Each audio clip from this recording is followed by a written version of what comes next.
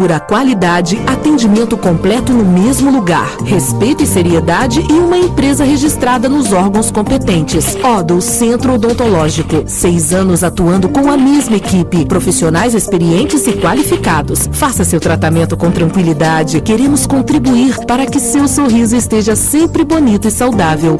Odus Centro Odontológico. Na Marechal Floriano Peixoto, em Foz. Fone 3025-4850. Quando a gente faz com amor, tudo fica perfeito. Nosso serviço não exige sacrifício, só precisamos ter amor e carinho. Há 20 anos nos amamos o que fazemos. Lavamos roupas, tapetes, cortinas e edredons. Lavanderia convencional, lavagem a seco, lavagens especiais e lavagens industrial. O atendimento rápido que sua empresa merece. Atendemos também hotéis e restaurantes. Buscamos e levamos em sua casa ou empresa.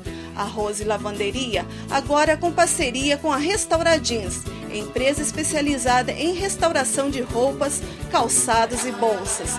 Roses Lavanderia, com 4 lojas para melhor lhe atender. Na Avenida JK, Jorge Schimmelfeng, anexo ao Big Hipermercado e a matriz na Marechal Floriano. Telefones 35 23 51 19 e 35 23 00 21. A Gold Clean trabalha com produtos e equipamentos de limpeza há mais de 10 anos e conta com as melhores marcas entre enceradeiras, produtos especiais para pisos, limpeza e higiene, além do famoso rodo 2 em 1 que limpa e seca ao mesmo tempo. Conheça nossos produtos. Entre em contato pelos telefones 3574-5396 e 3025-2945 ou venha até nós na rua Antônio Raposo Tavares 932. Gold Clean, excelência no atendimento e a busca pela satisfação de seus clientes. Você não precisa mais desfazer daquela peça de roupa que desbotou. Agora você conta com a Restauradins. A Restauradins é uma empresa especializada em restauração de roupas, calçados e bolsas. E já é um sucesso, pois as pessoas têm cada vez menos tempo e querem mais praticidade. E a loja reúne vários serviços no mesmo espaço. O tingimento é feito na indústria no Rio Grande do Sul, na cidade de Santa Cruz do Sul. Já na loja, as costureiras ajustam, consertam, criam detalhes e até modificam as roupas. Há 7 anos no mercado, a empresa vê sua clientela aumentando a cada dia, principalmente depois que passou a anunciar no programa informativo dos condomínios. A Restauradins pensou em você, amigo cliente, agora com parceria com a Rose Lavanderia. Restauradins, conheça nossa loja na Almirante Barroso 2243, telefones 3025-4832 e 3574-5423.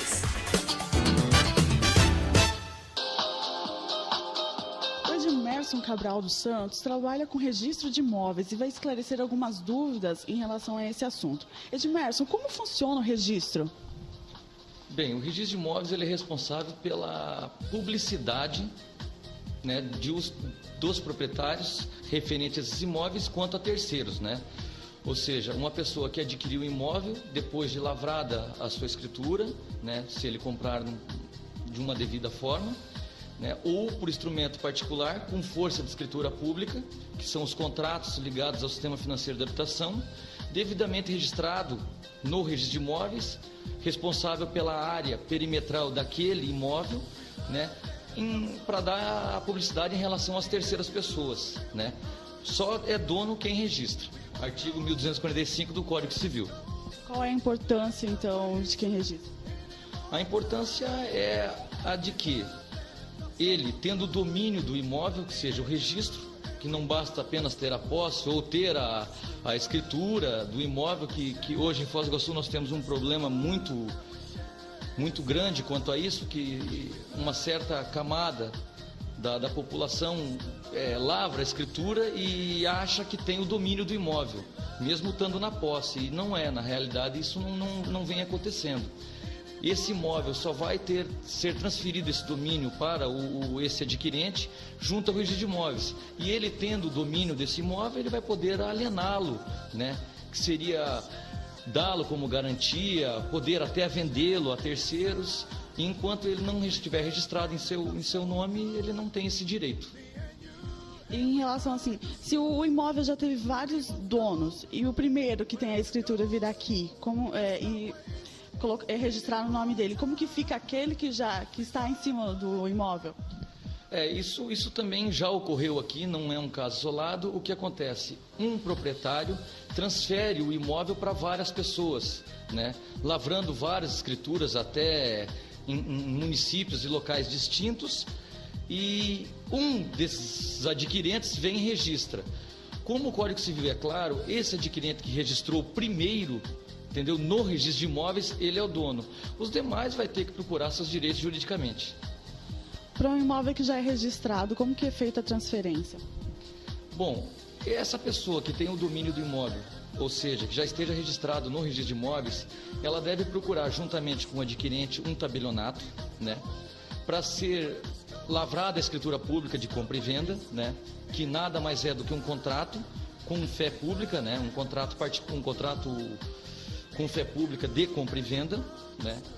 Deverá ser recolhida a taxa chamada ITBI, que é uma taxa, que é um imposto municipal, né? Hoje estipulado em 2% pelo valor venal do imóvel, o qual esse valor venal é estipulado também pelo município, sendo passível de uma reavaliação a requerimento do proprietário. Esse imposto é recolhido 2% sobre este valor. Deverá ser retirada algumas certidões, o qual a lei também exige, em nome do vendedor. Após lavrada essa escritura, juntamente com as certidões que deverá ser apresentada junto no registro de imóveis, recolhido esse imposto, que é o ITBI, e uma guia chamada FUNREJUS, que é o Fundo de Reequipamento do Judiciário, deverá ser trazido ao registro de imóveis e devidamente registrado, junto à matrícula referente a esse imóvel. Qual é o procedimento que a pessoa que quer comprar um imóvel que não seja registrado? Bom, se o imóvel ainda não está registrado em nome do vendedor, né, que está vendendo, já transmitindo novamente este imóvel, deverá ser feito esse procedimento que eu te falei agora, registrado em nome dele, para ele, a partir daí, ter o domínio do imóvel, ou seja, o direito de poder assinar a transmissão. E para imóveis financiados, como que é feito? O registro de imóvel é igual aos outros? Sim, os imóveis financiados, o procedimento é o mesmo, tá?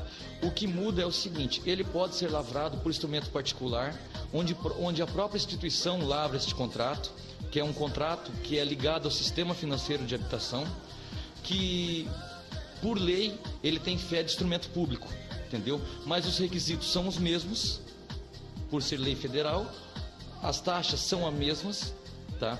Os impostos também deverão ser recolhidos, que é o ITBI ou FUNREJUS, né? Mas o procedimento seria o mesmo, né? Trazer do registro de imóveis e registrado. Hoje, os registros de imóveis dão uma certa prioridade ao sistema financeiro de habitação, até porque a lei determina isso. Qual é o prazo que o cartório dá para vir o registro? O prazo, a lei estipula em 30 dias, tá? De registro e averbações 15. Nós damos uma certa prioridade ao sistema financeiro de habitação. Hoje estamos fazendo com cerca de 5 dias, né, os contratos ligados ao sistema financeiro de habitação. As pessoas aqui em Foz, pelo menos, elas costumam registrar os seus apartamentos, os seus imóveis? É bem relativo isso, sabe? Uma certa classe hoje acredita, até por não entender muito de registro público, elas acreditam que, em posse da escritura pública, já tem o domínio do imóvel, né? E até eles usam um termo: meu imóvel já tem escritura. E quando na realidade a escritura, como eu já disse, é só um contrato, né, com fé pública da transmissão do vendedor para o comprador, entendeu? Mas ela, enquanto não registrada no registro de imóveis, esse comprador não adquiriu, entendeu, o domínio do imóvel. Então, essas pessoas dessa classe que eu estou lhe falando, por não saber ainda a importância desse registro, tendo a escritura, eles já acham que tem o domínio, quando na realidade não é.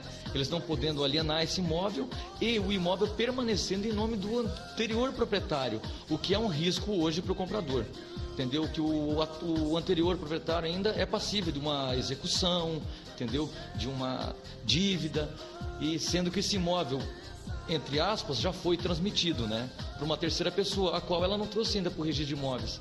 Então, juridicamente, não está ainda o domínio transferido.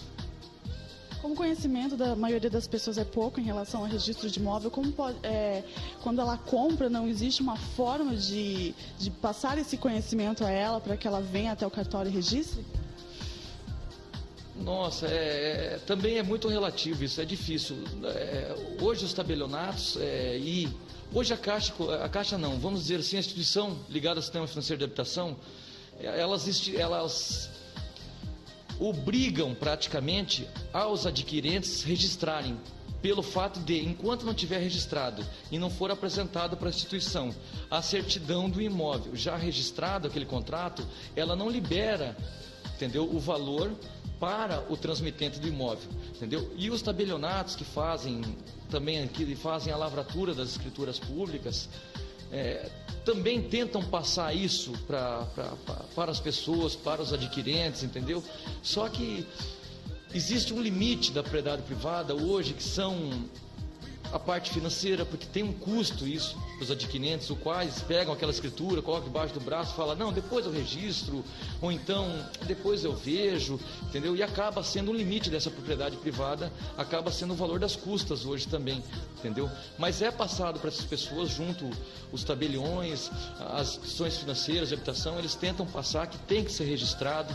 Enquanto eles não registrarem, eles não têm o domínio desse imóvel, só que por uma falta até de entendimento desse público ou financeira, isso não é sempre que acaba ocorrendo. Então, para você que ainda não registrou o seu imóvel, vá até um cartório e regularize.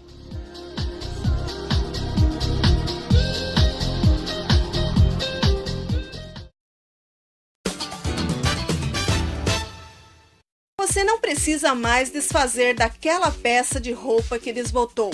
Agora você conta com a Restaura Jeans.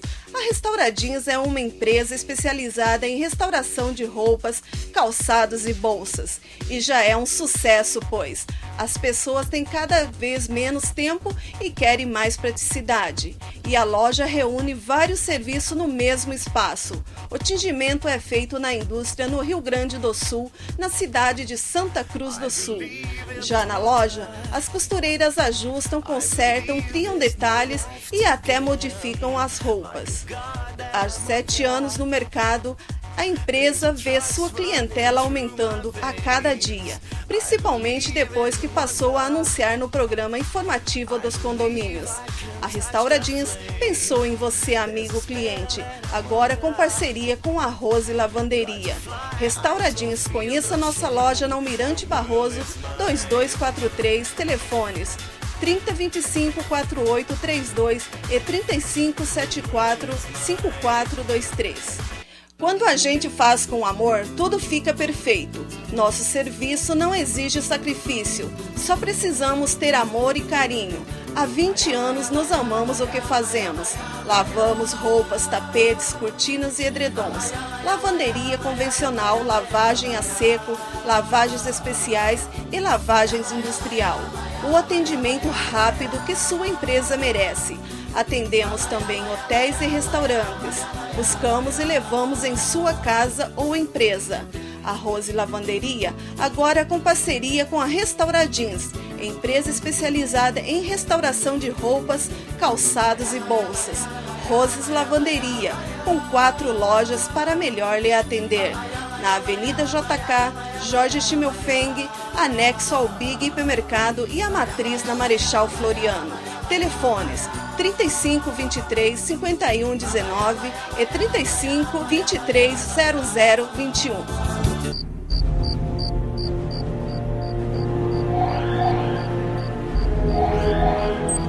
Mamãe, eu tô com medo. Calma, filhinha. A Monital cuida da gente.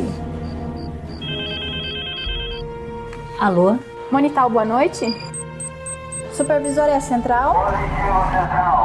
Central é assim, efetuada a vistoria, tudo em ordem no local.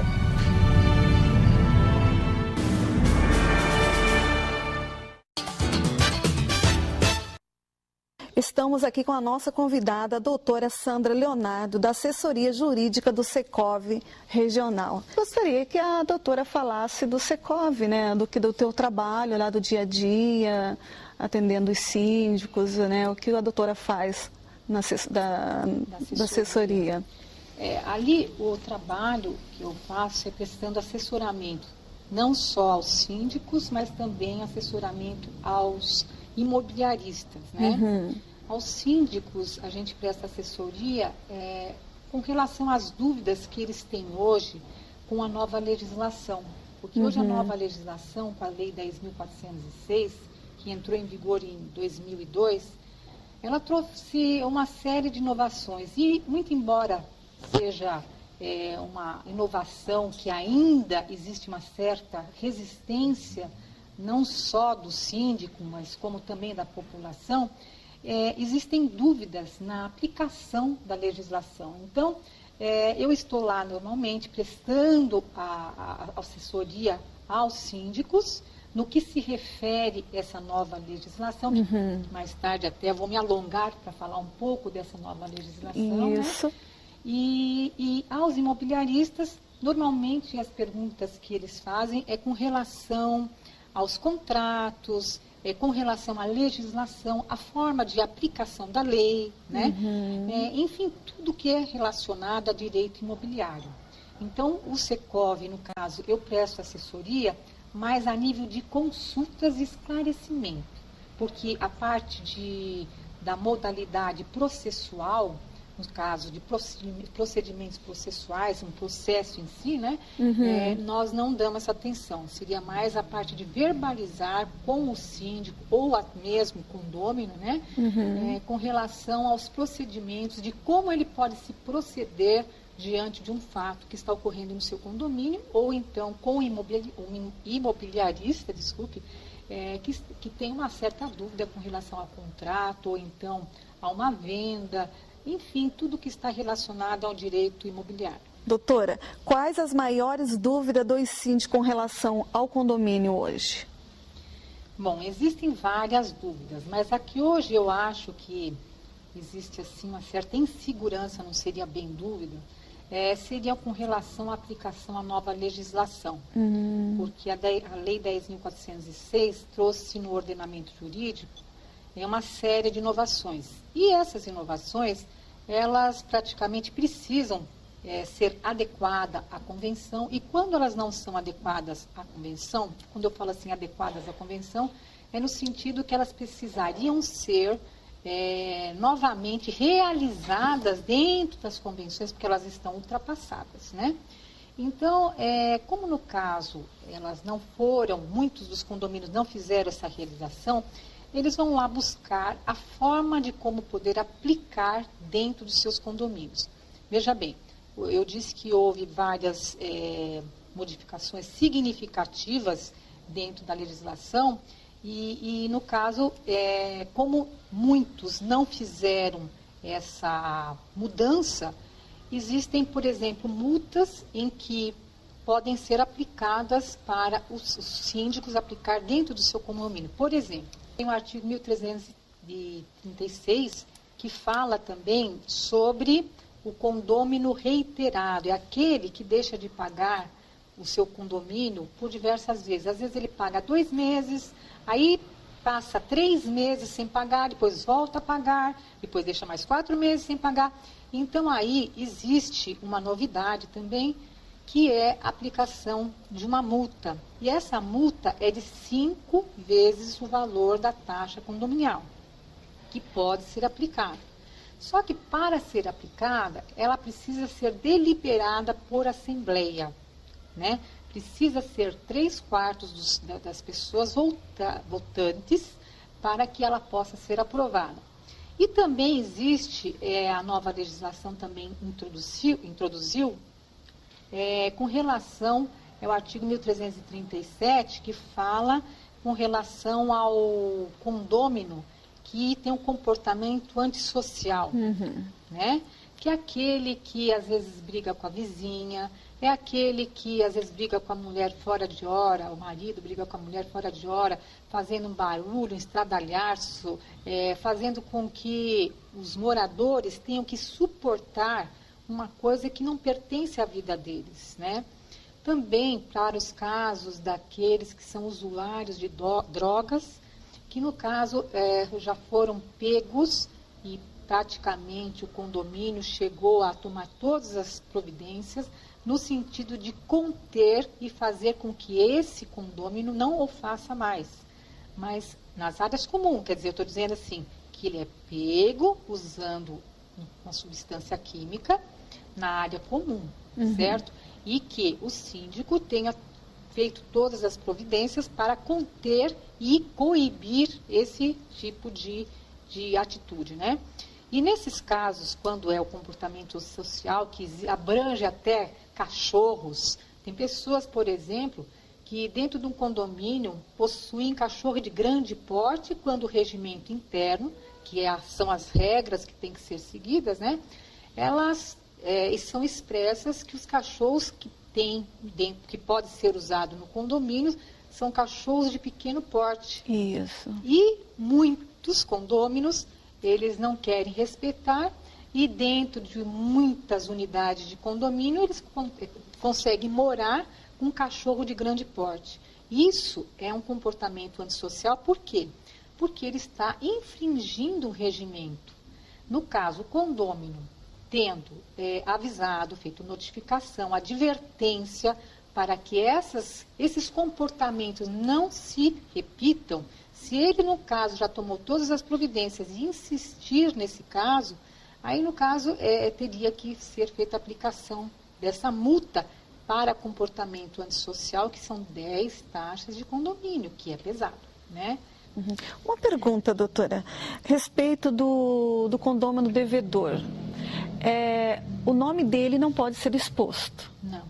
Mas o apartamento dele pode estar constando que a unidade pode constar? Mas eu pessoalmente, acho que o melhor é não haver esse constrangimento. Muito embora, em reunião com várias entidades ligadas ao direito imobiliário, a lei, inclusive, fala, né, que não pode expor a pessoa. Isso. Mas constar a unidade, ou seja, o número do apartamento, isso não vai ter constrangimento nenhum. Pode ser feito sim. Existem as despesas hoje, ordinária e extraordinária. Essas despesas ficam por conta do locador ou do locatário que está alugando o imóvel? Bom, as despesas ordinárias cabem ao locatário. O locatário é o inquilino, é aquele que aluga o imóvel, né? Então, todas as despesas do locatário referentes às despesas ordinárias são aquelas despesas corriqueiras, ou seja, água, luz, energia elétrica, que é dele, gás, manutenção da parte elétrica, hidráulica, quando houver também portão eletrônico, enfim, todas essas manutenções e também as indenizações trabalhistas, caso esse locatário inquilino esteja morando há tempo no condomínio. Vamos dizer que um funcionário do condomínio receba uma carta de demissão, né? Então, ele recebendo uma carta de demissão, esse locatário que está já morando, vamos dizer, há 2 anos, ele deve participar do rateio. Então, esse rateio faz parte do locatário, do inquilino, tá? Muitos, eles ficam assim, preocupados, achando que muita coisa tem que ser do locador, quando na verdade não é, né? Do locador, quais são as despesas que devem ser suportadas? O fundo de reserva, tá? O fundo de reserva é prática do locador proprietário, né? É dividido entre... E aí, o fundo de reserva, ele é um dinheiro que para o condomínio possa reverter para a manutenção dos seus equipamentos. Da IPTU, essas coisas, o locador ou o locatário, que isso tem que estar no contrato. Estando no contrato, a maioria das imobiliárias, elas têm um contrato bem assim, correto, certo? Normalmente o IPTU está e faz parte do rateio para com o locatário. Quer dizer, IPTU, o que mais que você perguntou, além do IPTU? O dono do imóvel, ele tem despesas anteriores, aí vamos dizer, condomínios para pagar, e de repente ele vende o imóvel.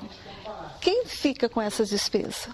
Quem está comprando ou quem vendeu o imóvel tem que deixar em dia para poder ele vender esse imóvel? O certo, proprietário que está vendendo, antes de vender, fazer todos os ajustes. Mas se sabe muito bem que hoje a economia do país, ela está trazendo uma série de dificuldades, né? Então, às vezes, a pessoa vende o imóvel, mas já avisa, olha, eu tenho lá 3.000, 4.000 reais de débito condominial. Eu vou vender para você, você assume a dívida, faz lá um acordo de desconto, né? E aí, esse valor passa a ser do novo proprietário. Mas, em síntese, para resumir, né, no caso seria do proprietário antes, né, antes de vender, quitar suas obrigações. Não tendo recursos, como eu lhe disse, com um bom acordo, esse valor pode ser repassado para o comprador e descontado da venda. Pois é, nós aqui tem bastante pergunta para a doutora, ela tem muito esclarecimento e muita coisa para falar para nós, mas o nosso tempo é curto, então vamos convidá-la para o próximo programa, aí está conversando mais sobre outros assuntos, esclarecendo os nossos telespectadores, nossos síndicos, moradores também, né? Vários assuntos sobre o Secovi, sobre a legislação, né, doutora? Eu agradeço a vocês, eu estarei aqui à disposição sempre que for convidada, porque eu acho que esse programa é um programa excelente, porque traz a população que desconhece as informações. E como aqui é um quadro de informações de utilidade pública, eu acho que assim que vocês puderem, sempre eu estarei aqui à disposição para poder responder. Que bom. Agradeço e parabenizo vocês também. Obrigada, doutora. Agradecemos a sua presença no programa e contamos mais vezes.